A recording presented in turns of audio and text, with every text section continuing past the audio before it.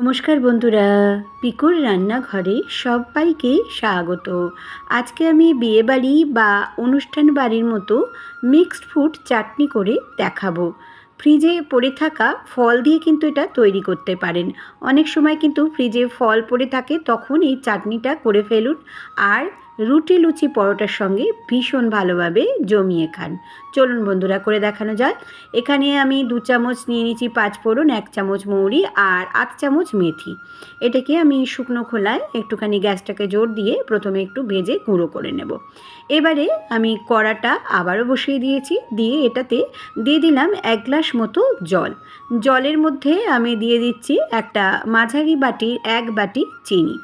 যেহেতু ফ্রুট চাটনি আর এই চাটনিটা কিন্তু একটু মিষ্টি মিষ্টি হয়, সেই জন্য এইভাবে কিন্তু একটু চিনি দিয়ে করলে এই চাটনিটা বেশি ভালো হয়। এখানে দেখুন আমি নিয়ে নিচ্ছি কিছু জিনিস। খেজুরটা কিন্তু সম্পূর্ণ বীজ ছাড়িয়ে নিয়েছি, মুখে খেলে কিন্তু সে সময় বীজটা লাগলে ভালো লাগে না, সেই জন্য। আর নিয়ে নিচ্ছি কিশমিশ, যেটাকে আমি আধখানা করে নিয়ে নিচ্ছি। আর নিয়ে নিচ্ছি আমসত্ত্ব আমি এইভাবে কেটে নিচ্ছি 4 ফালি করে। এবার প্রথমে আমি ওই চিনি শিরার বা রসটার মধ্যে দিয়ে দিলাম খেজুরগুলিকে দিয়ে বেশ ভালো করে নাড়াচাড়া করে নেব 2 থেকে 3 মিনিট মতো। এই সময় গ্যাসের ফ্লেমটা আমি লো টু মাঝারি করে রেখে দিয়েছিলাম। দেখুন 2-3 মিনিট কিন্তু বেশ ভালো মতো কিন্তু একটু ফুটে গেছে আর চিনির রসটাও কিন্তু বেশ গাঢ় গাঢ় হয়ে গেছে। এই সময় কিন্তু আমি দিয়ে দিচ্ছি কিশমিশগুলি আর দিয়ে দিচ্ছি আমসত্ত্বটা। এই সময় কিন্তু দেবেন, কারণ খেজুর তো একটু সেদ্ধতে সময় লাগবে। খুব ছোট্ট ভিডিও বন্ধুরা, সম্পূর্ণটা দেখবেন আর বাড়িতে কিন্তু অবশ্যই ট্রাই করবেন, ভীষণ ভালো খেতে হয়। এবার আমি আমসত্ত্বগুলো দিয়ে একটু নাড়াচাড়া করে নেব আর 2 মিনিটের মধ্যে একটু ফুটিয়ে নেব। এই যে দেখুন, একদম চটজলদি কম উপকরণে, এমনকি পর্যন্ত বাড়িতে কোনো অতিথি উপগত এলেও কিন্তু এই রকম চাটনি করে রাখতে পারেন, তাদের খাওয়াতে পারেন, তারা বেশ প্রশংসাই করবে। এবার এর মধ্যে দিয়ে দিলাম 1 চামচ মতো নুন। আমার ফ্রিজে বেশ কিছুটা ফল পড়েছিল, আমি যা ফল পড়েছিল তার মধ্যেই আমি সেগুলোই দিয়ে দিচ্ছি। এখানে কমলা লেবু ভালো করে ছাড়িয়ে বীজ বার করে রেখে দিয়েছি। আর নিয়ে নিয়েছি এখানে আছে আঙুর, সবুজ আঙুর আর আপেল, এগুলো সব টুকরো করে রেখে দিয়েছি।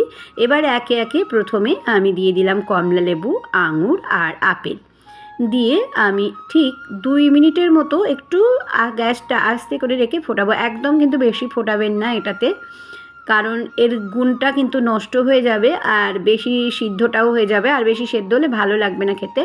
অলরেডি কিন্তু এমনি জলের মধ্যে গরম যেহেতু, সেটাতে আপনি কিন্তু সিদ্ধ হয়ে যাবে। এই জন্য একটু হালকা হাতে কিন্তু এবার নাড়াচাড়া করে দিলাম। দিয়ে এবার ওপর থেকে যে আমি শুকনো খোলায় ভাজা যে মশলাটা করে রেখেছিলাম সেটাও দিয়ে দেব। আর আনারদানা বা এখানে এটাকে বলে বা বেদানাটাকেও আমি দিয়ে দিলাম আর গুঁড়ো মশলাটাকেও দিয়ে দিলাম। দিয়ে এবার হালকা হাতে কিন্তু আমি একটু নাড়াচাড়া করে নেবো, বেশি কিন্তু এখানে নাড়াচাড়া করানোর কোনো দরকার নেই। আর 2টো শুকনো লঙ্কা দিয়ে দিলাম। এইভাবে কিন্তু বাড়িতে অবশ্যই ট্রাই করবেন। এই রেসিপিটি যদি ভালো লেগে থাকে তাহলে অবশ্যই সাবস্ক্রাইব, লাইক, শেয়ার করবেন। নিচে থাকা বেল বাটনটা প্রেস করে দেবেন, যাতে নতুন নতুন রেসিপি বা সুন্দর সুন্দর ব্লগ আপনাদের কাছে প্রথমেই পৌঁছে যায়। এই যে দেখুন, আমি একদম হালকা হাতে কিন্তু নাড়াচাড়া করছি, বেশি নাড়াচাড়া করবার কোনো দরকার নেই। ঠিক 2 থেকে 3 মিনিট লাগবেন, তার থেকে বেশি কিন্তু রাখার কোনো দরকার নেই। আমার ফেসবুক, ইনস্টাগ্রামে পিকুর রান্নাঘর আছে, চাইলে সেখানেও কিন্তু সদস্য হয়ে যেতে পারেন। আমি এবার চাপা দিয়ে স্ট্যান্ডিং টাইম করে রেখে আপনাদের কাছে লুকসটা দেখাচ্ছি। দেখুন কত সুন্দর দেখতে হয়েছে আর কতটাই লোভনীয় হয়েছে, তাই না বন্ধুরা? তৈরি করে ফেললাম মিক্সড ফ্রুট চাটনি। বাড়িতে অবশ্যই এটা ট্রাই করবেন।